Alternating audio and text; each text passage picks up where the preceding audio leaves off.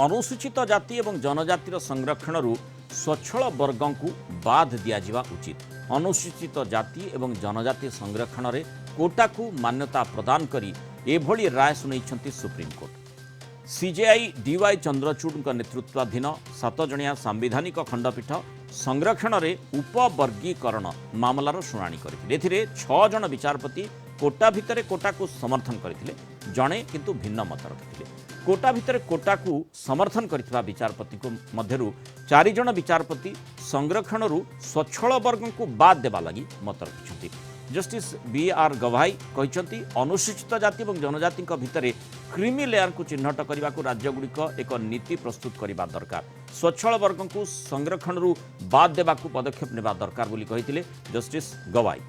वर्तमान केवल पछुआ वर्ग संरक्षण रे क्रीमी लेयर लागू होउछि। रायर शुणाणी करी जस्टिस विक्रमनाथ कहते क्रीमी लेयर ओबीसी क्षेत्र में लागू होउछि, ताहा अनुसूचित जाति क्षेत्र में भी लागू होई पारिबो।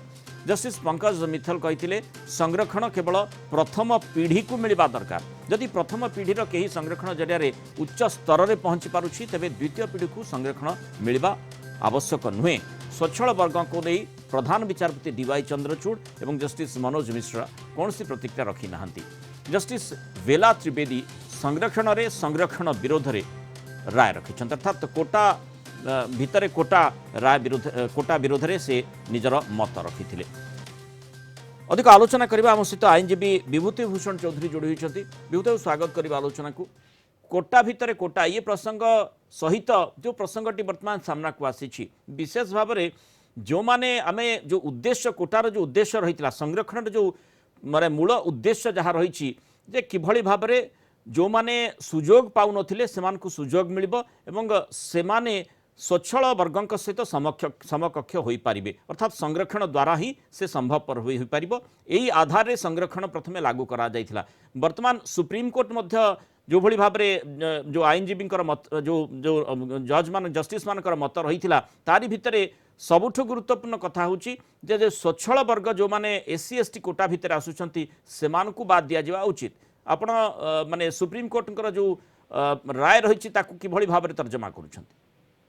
देखंतु ये जुगांतकारी पदक्षेप आपण देखिबे ये क्रीमी लेयर प्रिंसिपलटा ओबीसी कैटेगरीज पे लागू होतला। आगे आपण जे देखिबे जो आमर बेसिक कॉन्स्टिट्यूशन बेसिक सिस्टम ता थिला जो अवहेलित निष्पेषित दरिद्र अर्थात गोटे गरीब लोक को किभली भाव में मुख्य स्रोत को आनिबा पई लैटरन कोन हला ना रिजर्वेशन आ द्वारा करागला।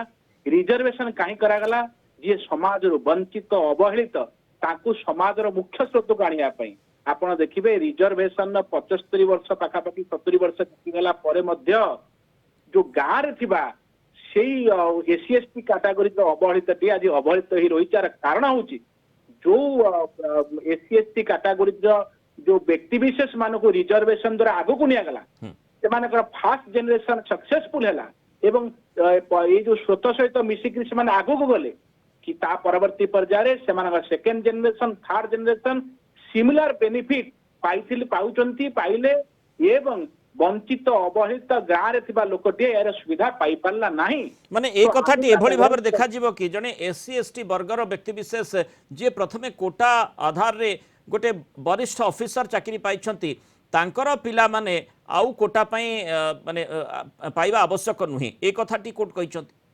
निश्चित भाव रे देखंतु जने जदी कोटा रे आईएएस पाउची ताको परिवार आउ डिसएडवांटेज ग्रुप रे नहंती सेमाने आगु को आसी जाइछंती सेमाने समाज रो मुख्य स्रोत रे अछंती पिला माने को पाठ पढाई करी सेमाने योग्य करिछंती। आपण जानिले आश्चर्य हेबे भारत वर्ष रे 60% रिजर्वेशन आउ 40% होची मेरिट पिलांकर। देखंतु अनेक मनीष माने कहि जाइछंती गरीबर कोनसी जाति नाही।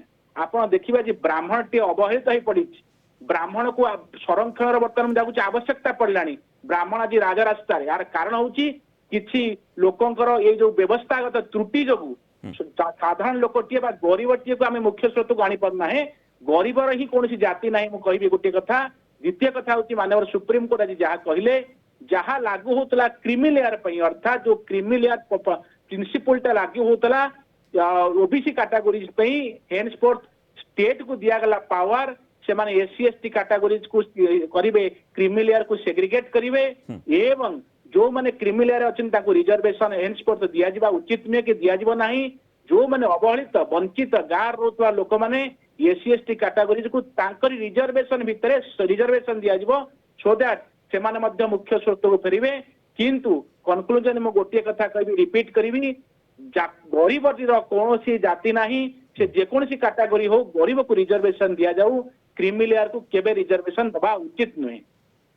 बहुत बहुत धन्यवाद देशुक्त विभूति भूषण चौधरी आम सहित आलोचना रही निजर मतामत रखि।